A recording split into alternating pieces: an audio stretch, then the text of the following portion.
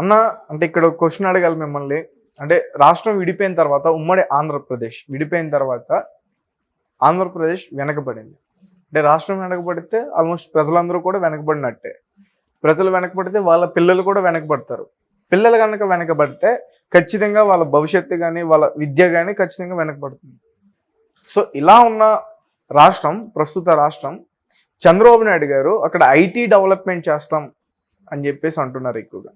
అంటే వాళ్ళ చదువులే సరిగ్గా లేవు, ఐటీ డెవలప్ చేసి ఎవరికి జాబ్లు ఇస్తావు? ఈ రోజుల్లో ఐటీ సెక్టర్లో వర్క్ చేయాలంటే 10th కానీ ఇంటర్ కానీ చదువుకున్న వాళ్ళకి జాబులు రావు. అందులో అంటే ఇది నేను అడిగిన ప్రశ్న కాదు, ఒక పొలిటికల్ లీడర్ అడిగిన ప్రశ్న. దానికి మీరేం చెప్తారు సమాధానం? Definitely valid question. ఇప్పుడు ఏంటి అని అంటే, మీరు అంటున్న దాని ప్రకారం లాస్ట్ 5 yearsలోనే వెనుకబడింది అంటున్నారా, లేదు అంటే విడిపోయిన తర్వాత నుంచి, విడిపోయినప్పటి నుంచి వెనుకబడింది? ఏది విద్యారంగంలో వెనుకబడింది అనేది మీరు చెప్తున్నారు? అన్ని రంగాల్లో వెనుకబడినా కూడా మీ question is very clear. Education అక్కడ సరిగా లేదు, అవకాశాలు ఇప్పుడు ఐటీ రంగాన్ని తీసుకొచ్చినా కూడా వీళ్ళ అవకాశాలు అందిపుచ్చుకునే అవకాశం ఉందా అనేది మీ క్వశ్చన్. అంటే ఏంటి, విద్యారంగంలో వెనుకబడి ఉన్నారు, వాళ్ళు బీటెక్లు చేసి ఉన్నారా లేదా అనేది మీ క్వశ్చన్. బీటెక్లు చదివినా కానీ మధ్యలో సగంలో ఆపేసిన వాళ్ళు ఉన్నారు.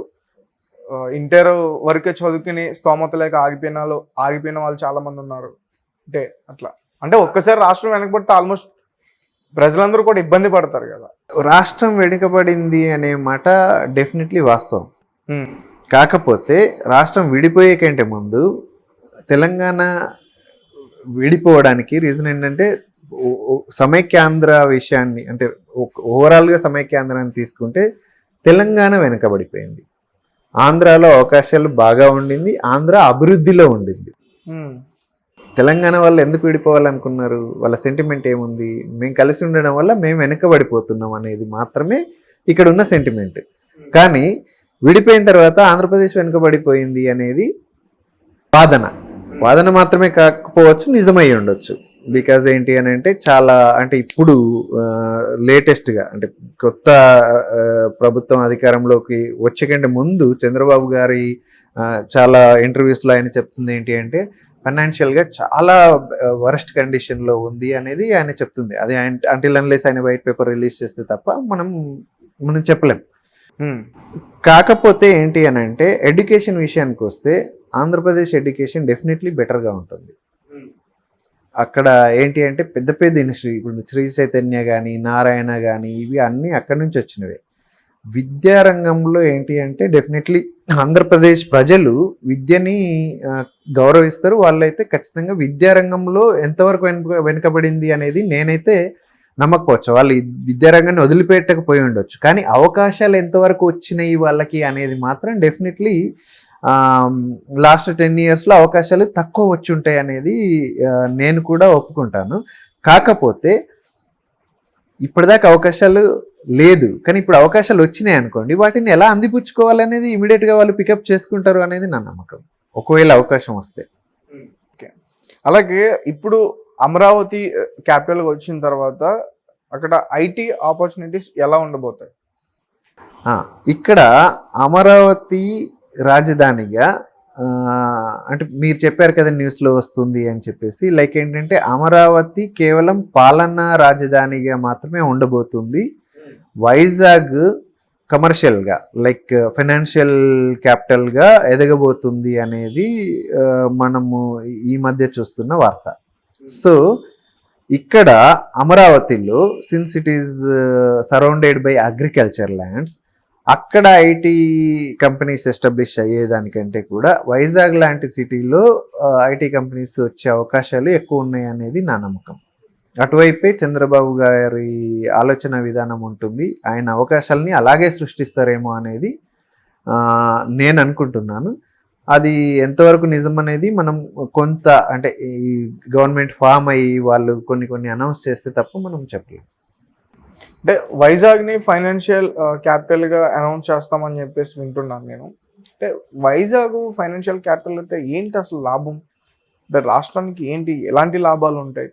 That is what. ఇప్పుడు ఏంటి అంటే ఒక సిటీ అక్కడే అన్నీ ఉన్నాయి అనుకోండి. ఇప్పుడు రాజధాని అని అంటే అక్కడే అన్ని రకాల ప్రభుత్వ కార్యాలయాలు అన్నీ అక్కడే ఉండాలి. సో ఆ ప్రభుత్వ కార్యాలయాలు అన్నీ అక్కడే ఉన్నప్పుడు ఇప్పుడు మొత్తం 30,000 ఎకర్స్ ఆఫ్ ల్యాండ్ని పూల్ చేసుకున్నారు. సో అది కూడా అగ్రికల్చర్ ల్యాండ్ని పూల్ చేసుకున్నారు.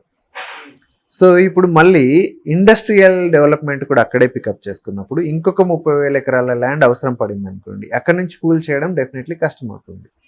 సో అందుకని అగ్రికల్చర్ ల్యాండ్కి డిస్టర్బెన్స్ లేకుండా ఇప్పుడు వైజాగ్ లాంటి సిటీ తీసుకుంటే వైజాగ్ సిటీ అంతా కూడా ఇండస్ట్రియల్ సెక్టార్స్, ఫార్మా కానీ లేదంటే ఈ స్టీల్ కానీ ఇదంతా అక్కడ ఉంది కాబట్టి ఆ ఏరియాలో ఈ అంటే ఇలా ఐటీ ఇండస్ట్రీస్ని డెవలప్ చేసుకుంటే అక్కడ పూలింగ్ చేసుకోవడం, ల్యాండ్ పూలింగ్ ఇదంతా ఈజీ అవుతుంది. అక్కడ అంటే ఈ ఇండస్ట్రియల్ డెవలప్మెంట్ ఈజీ అవుతుంది. అది కాకుండా ఇక్కడ సిటీ కూడా ఓవర్లోడెడ్ అవ్వదు.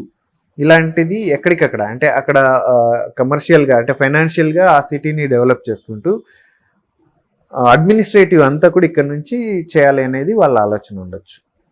అంటే ఇప్పుడు ఈ ఐడియాలలో ఇప్పుడు ఉన్న ప్రభుత్వానికి సాధ్యమవుతుందా అమరావతిని పూర్తిగా నిర్మించడానికి? ఇండస్ట్రియల్, అడ్మినిస్ట్రేటివ్ మొత్తం అన్ని రకాలుగా అన్ని కోణాలు అది ఖచ్చితంగా ఏంటంటే ఇప్పుడున్న కండిషన్ ఏముంది అనే దాన్ని బట్టే చెప్పగలను. నేను ఇంతకుముందు చెప్పినట్టు ఖచ్చితంగా ఏంటంటే ఎంటైర్ రాజధానిని నిర్మించడానికి 10 ఏళ్ళు మినిమం పట్టొచ్చు అనేది ఒక అంచనా. కానీ అవకాశం రాలేదు ప్రభుత్వానికి. ఒక 5 yearsలో కొంత బిల్డ్ చేశారు, ఇంకొక 5 yearsలో చాలా ప్రణాళికలు ఉండే.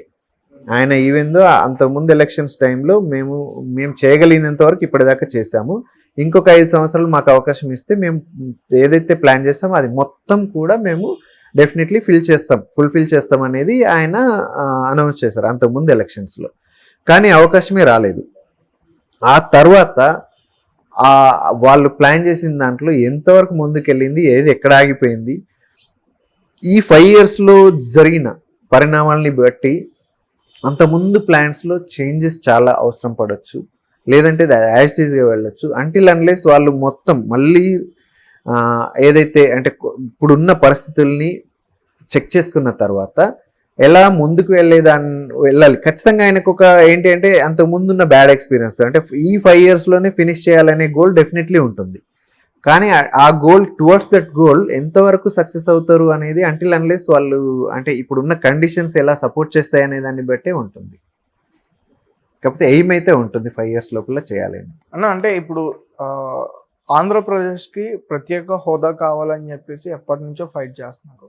అంటే ప్రత్యేక హోదా వస్తే బెటరా, అమరావతి అభివృద్ధి అయితే బెటరా? మీరు ఏం చెప్తారు దీనికి సమాధానం? సంబంధం లేని క్వశ్చన్. అమరావతి అభివృద్ధికి ప్రత్యేక హోదాకి సంబంధం లేదు. అమరావతి అభివృద్ధి జరగాల్సిందే, ప్రత్యేక హోదా రావాల్సిందే.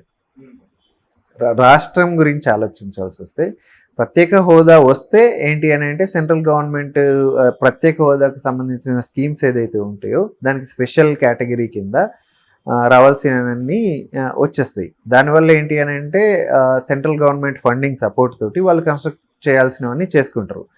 అందులో భాగంగా ఈవెన్ అమరావతి డెవలప్మెంట్కి కూడా ఎంతైనా స్కోప్ తీసుకునే అవకాశం ఉంటుంది. కానీ ప్రత్యేక హోదా వచ్చింది రాలేదు అనేది అక్కడ అగైన్ రాజకీయాలను బట్టి ఉంటుంది. కాకపోతే నా నమ్మకం ప్రత్యేక హోదా వచ్చే అవకాశాలు ఎక్కువ ఉన్నాయి. బికాజ్ బీజేపీ తోటి వాళ్ళు కూటమిలో ఉన్నారు కాబట్టి ఇప్పుడు ఖచ్చితంగా స్టేట్కి సంబంధించిన సెంటిమెంట్స్ కానీ స్టేట్స్కి సంబంధించిన నీడ్స్ని ఫుల్ఫిల్ చేయడానికి సెంట్రల్ గవర్నమెంట్ ఆంధ్రప్రదేశ్ గవర్నమెంట్కి కోఆపరేటివ్గా వర్క్ చేస్తుంది. అందులో అయితే డౌట్ లేదు. ప్రత్యేక హోదా వచ్చింది లేదు అనేది పక్కన పెడితే అమరావతి అభివృద్ధి జరగాలి. అది రాజధానిగా అనౌన్స్ చేసి అదే రాజధాని అవుతే అదే రాజధానిగా కంటిన్యూ అయితే డెఫినెట్లీ అమరావతి అభివృద్ధి కావాల్సిందే స్టేట్ కోసం. ఓకే అన్న, థ్యాంక్ యూ సో మచ్.